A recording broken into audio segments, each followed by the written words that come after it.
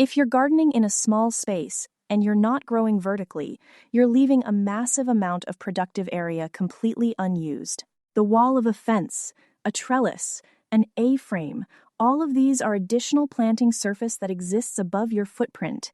Vertical gardening can effectively triple your growing space without adding a single square foot of ground area. Here's how to do it right. The foundation of vertical gardening is support structures. There are 4 main types, and each suits different crops.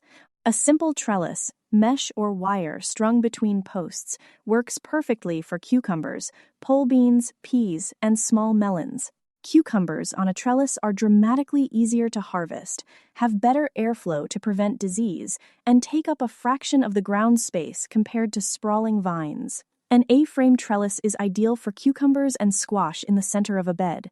You can plant on both sides, doubling the productivity of a single structure. Sow seeds on both facing sides and train the vines upward.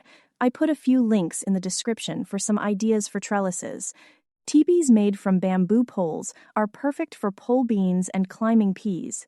Tie 6 to 8 poles at the top and spread them in a circle at the base, pushing each into the soil. Plant 1 or 2 bean seeds at the base of each pole. For heavier fruits like small melons, mini pumpkins, and cucumbers left to grow large, you'll need support slings.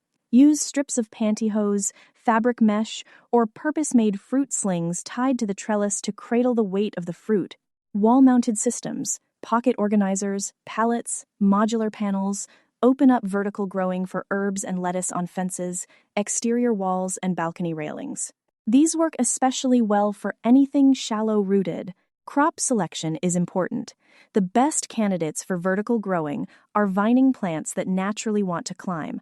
All pole beans, all peas, cucumbers, most melons, some squash, and even indeterminate tomatoes when properly trained to a single leader. Training matters. Plants don't always start climbing on their own.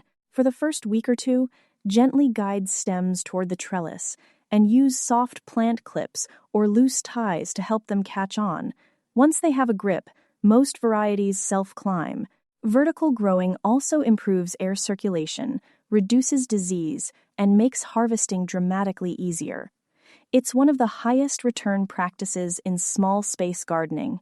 I've put a few links in the description for you to check out that could help with your own vertical gardening efforts. What are you growing vertically in your garden?